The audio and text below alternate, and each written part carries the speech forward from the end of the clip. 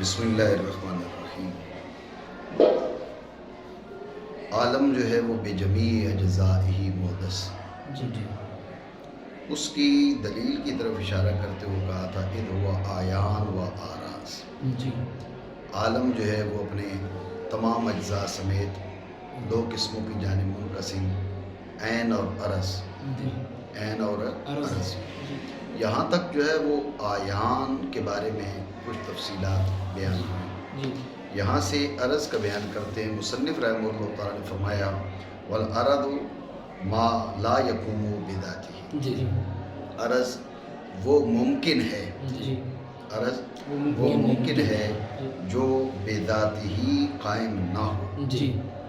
عرض وہ ممکن ہے جو بذات ہی قائم نہ ہو۔ سمجھے بات کو؟ جب ہم نے کہا نا عرض وہ ممکن ہے جو بذات ہی قائم نہ ہو، وہ ممکن ہے، تو اب چلیں اس کی مزید تفصیل وہاں پر وَيَحْدُثُ فِي الْأَجْسَامِ وَالْجَوَاهِرِ وہاں پر مزید بات کریں، ٹھیک ہے نا؟ تو عرض وہ ممکن ہے جو بذات ہی قائم نہ ہو، عرض وہ ممکن ہے جو بذات ہی قائم نہ ہو۔ سمجھے بات کو؟ چلیے اگلا جملہ وَيَحْدُثُ فِي الْأَجْسَامِ وَالْجَوَاهِرِ۔ عرض کا حدوث جو ہے وہ اجسام میں ہوتا ہے، جواہر میں ہوتا ہے۔ وہاں پر جب پہنچیں گے مزید تفصیل وہاں بیان کریں گے۔ اس کی مثال پیش کی کل الوان والاقوان والطعوم والروائح، جی یہ آراز کی مثالیں پیش کی۔ بات سمجھے؟ مانا کرے اور عرض ہے وہ ممکن ہے جو نہ قائم ہو بذات ہی اور حادث ہو اجسام میں اور جواہر میں، جیسے الوان، الوان، طعوم، روائح۔ سمجھے بات؟ یہ خلاصہ ہو گیا متن کا۔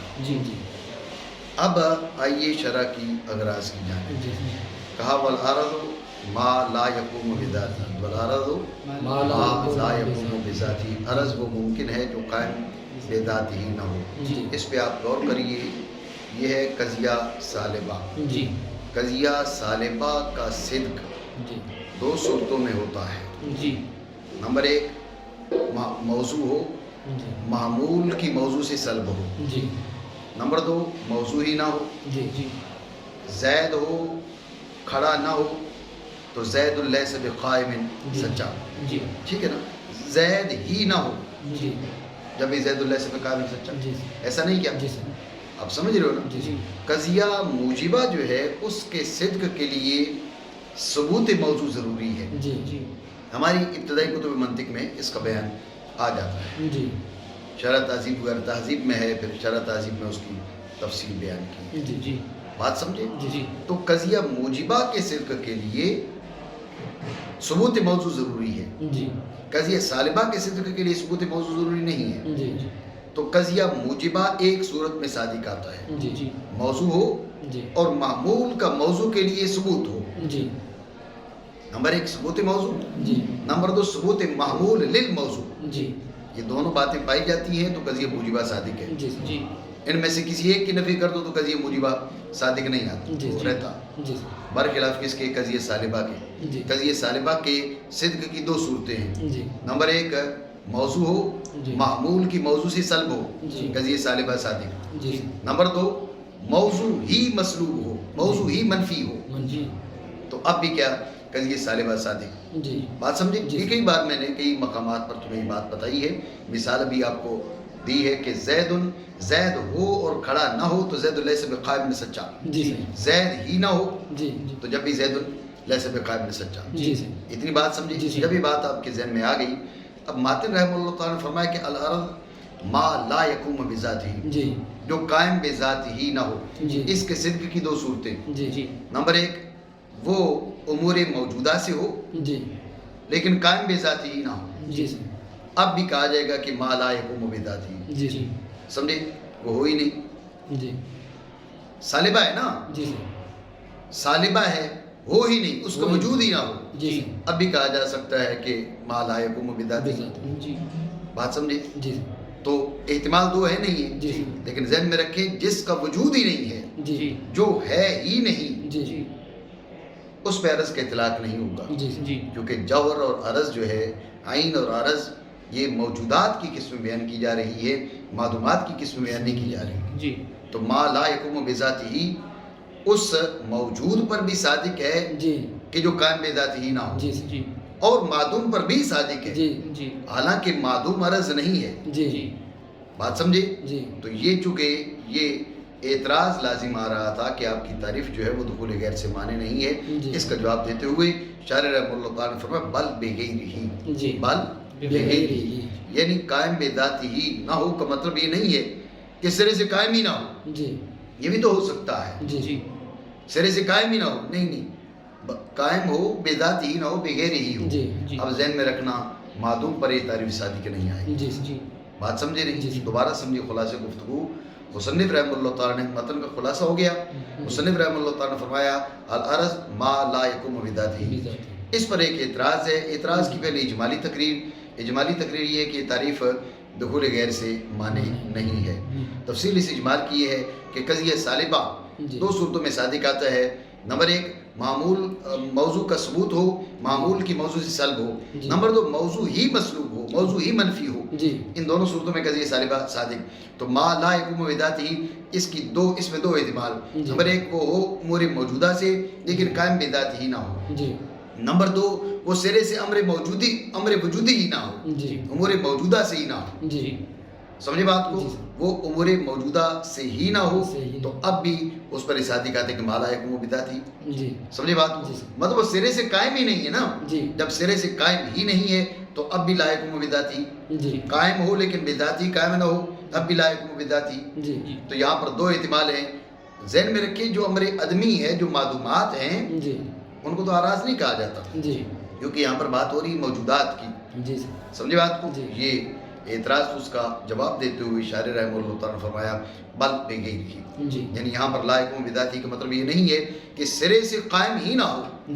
لا یقوم بذاتہ کا مطلب یہ ہے بذات ہی قائم نہ ہو لیکن بغیر ہی قائم ہو، بذات ہی قائم نہ ہو بغیر ہی قائم ہو۔ لہذا امر عدمی، امر معدوم، امر لیس بقائم اصلا، وہ عرض نہیں ہے، اس پر تعریف صادق نہیں آئے گی۔ اس پر تعریف تب صادق آتی جبکہ مراد کیا ہوتا، مطلب بل بغیر ہی ملحوظ نہ ہوتا، بل بغیر ہی ملحوظ ہے۔ بات آپ سمجھے ہو نہیں سمجھے؟ ٹھیک ہو گیا؟ تو یہ بل بغیر ہی کہنے کا مقصد کیا ہے؟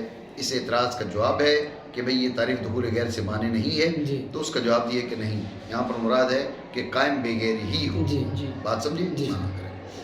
اور عرض ہے وہ ممکن ہے جو نہ قائم ہو بذات ہی بلکہ بغیر ہی، یعنی وہ غیر کے ساتھ قائم۔ اتنی بات آپ سمجھیں۔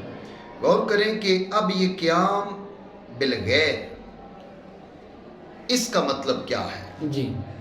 قیام بالغیر کے معنی کیا ہے؟ پہلے اس کی جانب اشارہ گزرا، شارح رحمہ اللہ تعالیٰ دوبارہ اس کی طرف اشارہ کر رہے ہیں، بیان کر رہے ہیں۔ اس کی دو تعریفوں کی طرف اشارہ کیا۔ نمبر ایک کہ بِأَن يَكُونَ تَابِعًا لَهُ فِي التَّحَيُّزِ، جو قائم بالغیر ہو، قیام بالغیر کا مطلب یہ ہے تحیز میں، اشارہ حسیہ میں غیر کے تابع ہو۔ بات سمجھ رہے ہو کہ قیام بالغیر کا مطلب کیا ہے؟ قیام بالغیر کا مطلب ہے اشارہ حسیہ میں، تحیز میں غیر کے تابع ہونا، اشارہ حسیہ میں، تحیز میں غیر کا تابع ہونا، ایک معنی۔ دوسرے معنی کہ وہ غیر کے ساتھ مختص ہو، اس کا غیر کے ساتھ اختصاص مخصوص ہو۔ پہلے بات گزری ہے، غیر کے ساتھ اس کا اختصاص مخصوص ہو۔ کون سا اختصاص؟ اختصاص مخصوص۔ تو کون سا مخصوص؟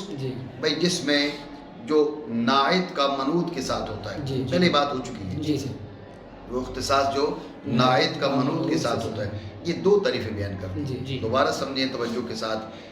ماتن رحمہ اللہ تعالیٰ نے فرمایا العرض ما لا یقوم بذاتہ، شاعر نے کہا بل بغیر ہی، یعنی عرض وہ ممکن ہے جو قائم بذاتہ ہی نہ ہو بلکہ قائم بغیر ہی ہو۔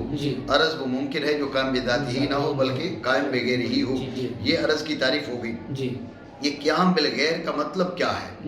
ذہن میں رکھیں، قیام بالغیر ایک اصطلاح ہے۔ قیام بالغیر کے یہ معنی نہیں ہے کہ آپ نے دیوار کے ساتھ ٹیک لگا لی تو یہ قیام بالغیر بن گیا، قیام بالغیر بن گیا، تو اب جو ٹیک لگائے بیٹھا وہ بھی عرض قرار پائے گا؟ جی ایسا تو نہیں ہے. جی اب یہ دیواروں کے اوپر دیکھو جو پینٹ ہے، اب یہ بھی قائم بالجدار ہے. جی جی تو یہ قائم بالجدار ہونے سے یہ عرض نہیں بنا، یہ جوہر ہے. جی بات آپ سمجھ رہے ہو نہیں؟ مقصد یہ کہنے کا کہ قیام بالغیر کے لغوی معنی یہاں مراد نہیں ہے، بلکہ قیام بالغیر کے اصطلاحی معنی مراد ہے. جی جی تو اصطلاح میں قیام بالغیر کا مطلب کیا ہے؟ جی دو معنی بیان کیے. نمبر 1 یکون تابعا للغیر فی التحیز. جی جی تحیز میں اشارہ حسیہ میں جی غیر کے تابع ہو، جی اشارہ حسیہ کو قبول کرنے میں غیر کے تابع ہو، یہ مطلب ہے قیام بالغیر کا. دوسرے معنی یہ کہ غیر کے ساتھ اختصاصی مخصوص ہو. کون سا؟ جو نائت کا منوط کے ساتھ ہوتا ہے. غیر کے ساتھ وہ اختصاص ہو جو نائت کا منوط کے ساتھ ہوتا ہے. یوں بھی آپ کہہ سکتے ہیں کہ غیر کے ساتھ اختصاصی مخصوص ہو. یوں بھی کہہ سکتے ہیں غیر کے ساتھ وہ اختصاص ہو جو نائت کا منوط کے ساتھ ہوتا ہے. ٹھیک ہے نا؟ جو نائت کا منوط کے ساتھ ہوتا ہے یہ اختصاص ہو. نہیں سمجھے ہو؟ بات آئی ذہن میں؟ مانا کریں. پہلے گزری بھی یہ بات بہی طور کے تابع ہو اس غیر کے تحیز میں. تحیز کے بارے میں ماقبل میں بات گزری تھی کہ تحیز کے معنی کیا ہے؟ اشارہ حسیہ کو قبول کرنا. اشارہ حسیہ کو قبول کرنا. ٹھیک ہے. یا مختص ہو غیر کے ساتھ نائت کے منوط کے ساتھ اختصاص کی مانند بنا کر نقرس کے جو گزر چکا. بات آپ سمجھے نہیں سمجھے؟ ٹھیک ہو گیا. ایک سوال اور اس کا جواب. خارجی سوال ہے. سوال ہے کہ او آتا ہے تشکیک کے لیے، یہ مقام ہے تعریف کا. مصنف شاعر رحمہ اللہ تعالیٰ نے او لا کر تشکیک پیدا کر دی. اما یکون ھذا او ذالک. اما یکون ھذا او ذالک، یا یہ ہے یا یہ ہے. بات سمجھے ہو نہیں؟ تو یہ تو قابل اعتراض بات ہے. یہ مقام تعریف ہے اور او ہے برائے تشکیک، برائے ابہام. بھئی قیام بالغیر کیا ہے؟ کہا یا یہ ہے بے ان یکون تابعا لہو فی التحیز، یا یہ ہے او یکون مختصا بھی اختصاصا ناعت بالمنعوت. یہ تو او جو ہے برائے تشکیک ہے، برائے ابہام ہے. یہ مقام تعریف ہے، اس مقام کے لائق نہیں ہے او. سوال آپ سمجھے نہیں؟ یہ خارجی سوال ہے. اس کا جواب یہ ہے کہ یہ او برائے تشکیک نہیں ہے، بلکہ اصل میں دو مختلف اصطلاحات کی طرف اشارہ کرنے کے لیے ہے. پہلے تفصیل سے بات گزر چکی ہے. قیام بالغیر میں اور قیام بالذات میں دو اصطلاحیں ہیں. ایک اصطلاح ہے متکلمین کی، ایک اصطلاح ہے فلاسفہ کی. متکلمین کی اصطلاح کی طرف اشارہ کرتے ہوئے کہا کہ بے ان یکون تابعا لہو فی التحیز، اور فلاسفہ کی اصطلاح کی طرف اشارہ کرتے ہوئے کہا کہ او مختصا بھی اختصاصا ناعت بالمنعوت. بات سمجھے؟ تو یہ او برائے تشکیک نہیں ہے، برائے ابہام نہیں ہے، بلکہ دو اصطلاحوں کی طرف اشارہ کیا ہے. تو بے ان یکون تابعا لہو فی التحیز یہ اصطلاح ہے متکلمین کی. فلاسفہ کی اصطلاح کیا ہے؟ فلاسفہ کی اصطلاح یہ ہے کہ ان یکون مختصا بھی اختصاصا ناعت بالمنعوت. بات سمجھے نہیں؟ یہ سوال کا جواب آ گیا. سوال تھا کہ او برائے تشکیک ہے، مقامی تعریف کے لائق نہیں ہے. اس کا جواب یہ دیا کہ نہیں، یہاں برائے تشکیک نہیں ہے، یہاں پر دو اصطلاحوں کی طرف اشارہ کیا گیا. اتنی بات سمجھے نہیں؟ بات ہے ذہن میں؟ یہ سوال پھر ہو سکتا ہے جب دو اصطلاحیں بیان کی نا. دیکھیں اختلاف ہے متکلمین میں اور فلاسفہ میں. کس کے اندر؟ قیام بالذات کے معنی، قیام بالغیر کے معنی کے اندر. قیام بالغیر کس کو کہتے ہیں؟ قیام بالغیر کی تعریف کیا ہے؟ متکلمین اپنی رائے رکھتے ہیں، فلاسفہ اپنی رائے رکھتے ہیں. یہ اختلاف آراء کا سبب کیا ہے؟ سوال ہے نہیں؟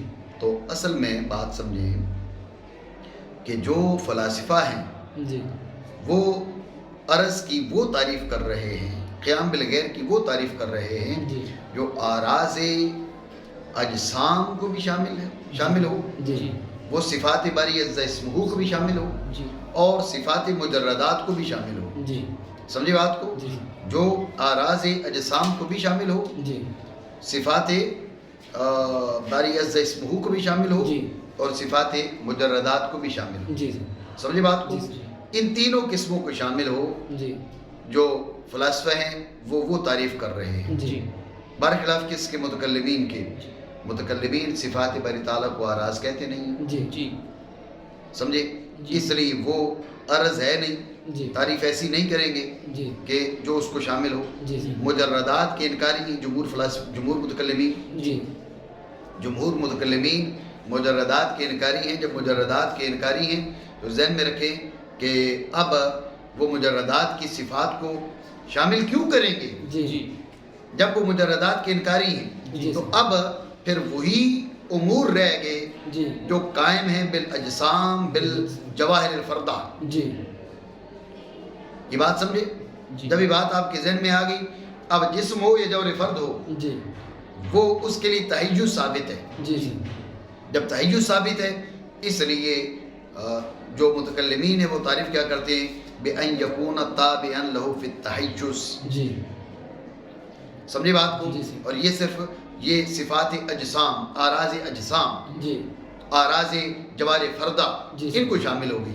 برخلاف متکلمین کی تعریف کے متکلمین چونکہ صفات باری تعالیٰ کو بھی عرض شمار کرتے ہیں، صفات مجردات کو بھی. اب ذات باری عز اسمہ تحیز سے منزہ، مجردات بھی تحیز سے متصف نہیں. بات سمجھے؟ تو اگر تعریف یہ کریں فلاسفہ کیا ان یکون تابع لہ فی التحیز، تو تعریف جامع لجمیع الافراد نہیں رہتی. یہ وجہ ہے کہ فلاسفہ نے کہا کہ بِأَن یکون مختصا بہ اختصاصا ناعت بالمنعوت، تاکہ صفات باری تعالیٰ کو بھی شامل ہو جائے اور صفات مجردات کو بھی شامل ہو جائے. اور متکلمین کے نزدیک چونکہ صفات باری تعالیٰ آراز میں شامل نہیں ہیں، مجردات کے یہ انکاری ہیں، اس لیے انہوں نے تعریف کرتے ہوئے کہا کہ بِأَن یکون تابع لہ بِأَن یکون تابعا لہ فی التحیز. بات سمجھے ہو نہیں؟ خلاصہ ایک بار پھر سمجھو. یہ خارجی سوال یہ کیا، سوال یہ تھا کہ یہ تعریف میں اختلاف کی وجہ کیا ہے؟ متکلمین کیا کہہ رہے ہیں؟ بِأَن یکون تابعا لہ فی التحیز. اور فلاسفہ کیا کہہ رہے ہیں کہ بِأَن یکون مختصا بہ اختصاصا ناعت بالمنعوت. یہ منشأ اختلاف کیا ہے؟ سبب اختلاف کیا ہے؟ سمجھے نہیں؟ یہ سوال ہے تو اس کا جواب آپ کو دیا کہ اصل بات ہے کہ معرف کیا ہے. اصل اختلاف اس میں ہے کہ معرف کیا ہے. جو متکلمین ہیں ان کے ہاں آراز صرف وہ ہیں جو اجسام اور جوہر فردہ کی صفات کہیں ہوں. بات سمجھے؟ یعنی آراز مختصہ بالمتحیزات ہیں. آراز کے ہیں مختصہ بالمتحیزات ہیں. برخلاف کس کے؟ برخلاف فلاسفہ کے جو صفات باری عز اسمہ کو آراز مانتے ہیں، صفات مجردات کو آراز مانتے ہیں. اس لیے فلاسفہ وہ تعریف کرنا چاہتے ہیں جو جمیع اقسام کو شامل ہو. اور متکلمین صفات باری عز اسمہ کو آراز مانتے نہیں ہیں. جب آراز قرار نہیں دیتے تو ایسی تعریف کیوں کریں گے جو ان کو اس کو شامل ہو؟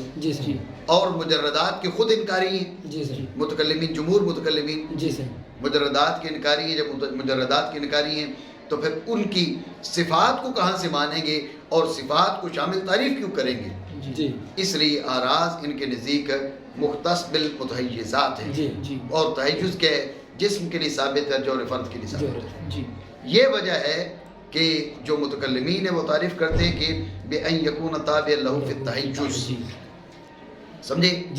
صفات باری تعالیٰ کو شامل نہیں کرتے آراز میں اور مجردات کا کو تسلیم ہی نہیں کرتے.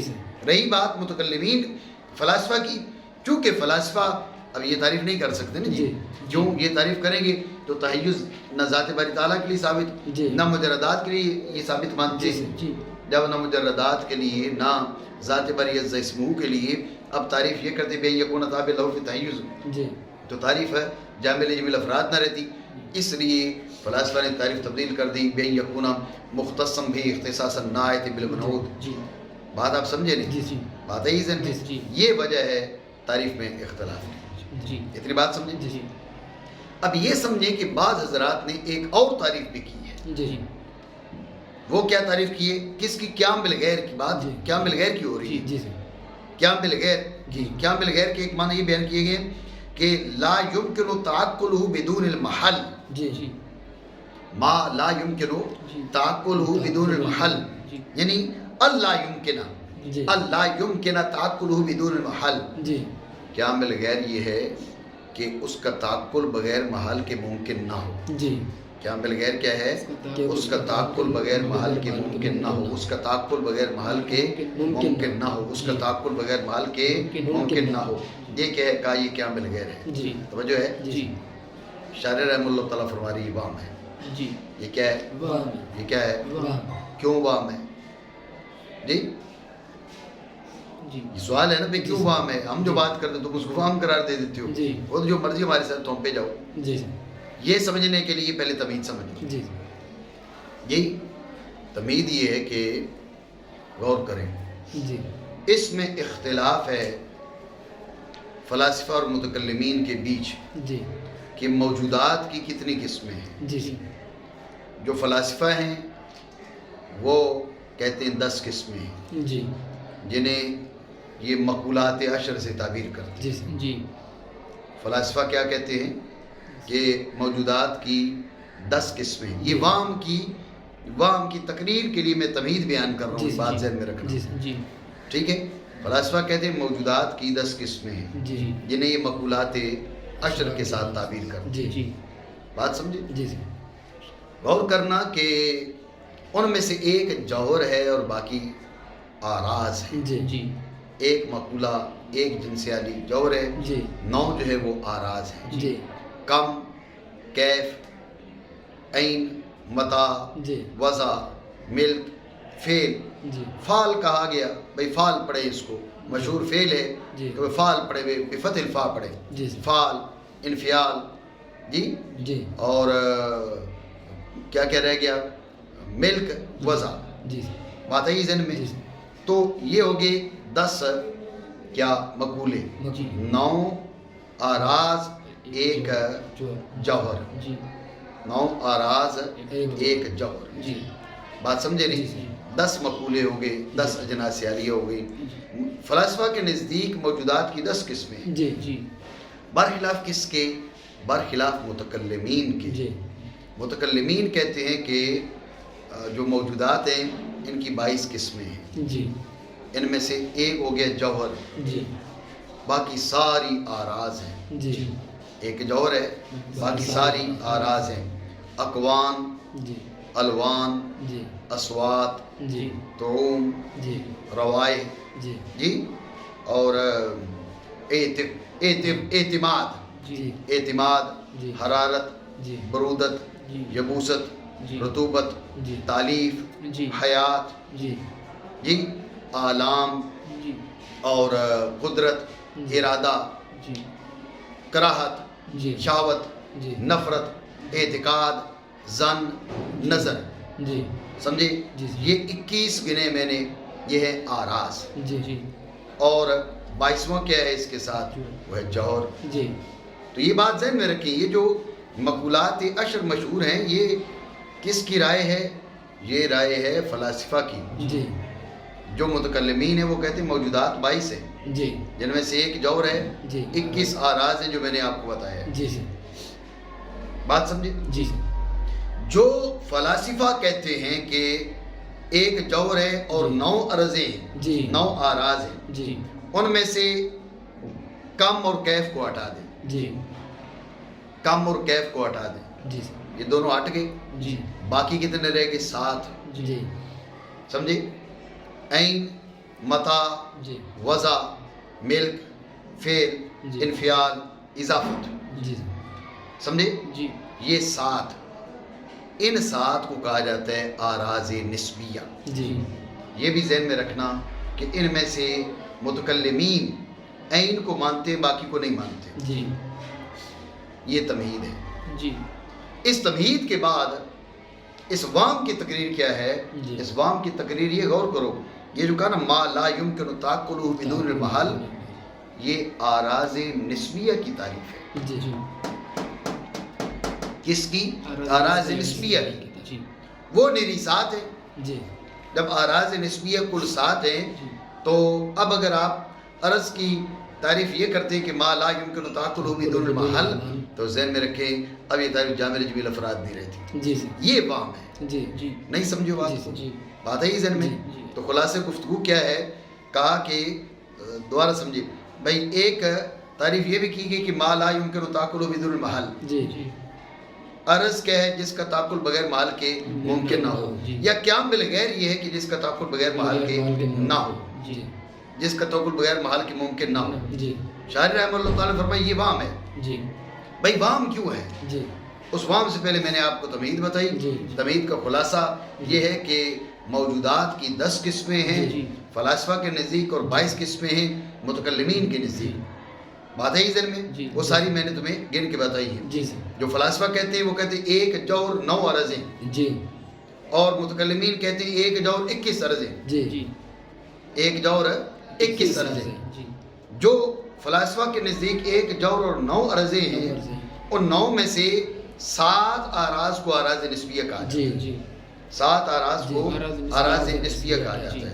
عین، متاع، وضع، ملک، فعل، انفعال، اضافت۔ جی یہ جو 7 ہیں یہ آراز نسبیہ ہیں۔ جی متکلمین ان میں سے عین کو مانتے ہیں، باقی کے انکاری ہیں، جمہور متکلمین۔ جی یہ ہو گئی تمہید۔ جی تمہید کے بعد وہم کی تقریر یہ ہے کہ یہ جو تعریف ہے یہ تعریف تو فقط آراز نسبیہ کی ہے۔ جی جی ما لا یمکن تعقل بدون المحل، جی یہ تو فقط آراز نسبیہ کی بنے گی، جی اور آراز جو ہے، عرض جو ہے وہ آراز نسبیہ میں منحصر نہیں ہے، جی بلکہ اور بھی اس کی اقسام ہیں۔ جی تو لہٰذا اگر آپ یہ تعریف کریں گے ما لا یمکن تعقل بدون المحل تو تعریف جامع لجمع الافراد نہیں رہے گی۔ جی اتنی بات آپ سمجھیں؟ جی ٹھیک ہو گیا؟ جی مانا نہ کہ بھائی مانا نہ کہ بھائی کہ وہ امر ہے کہ ناممکن ہو اس کا تعقل بغیر محل کے بنا کرنے اور اس کے جو وہم کیا گیا، یہ وہم ہے۔ جی یہ تو وہم کی تقریر میں نے کر دی، کیونکہ یہ بعض آراز میں ایسا ہے کہ ان کا تعقل بغیر محل کے تعقل کے نہیں ہو سکتا، اور وہ آراز نسبی ہیں، مطلق آراز نہیں ہیں۔ جی اتنی بات سمجھی؟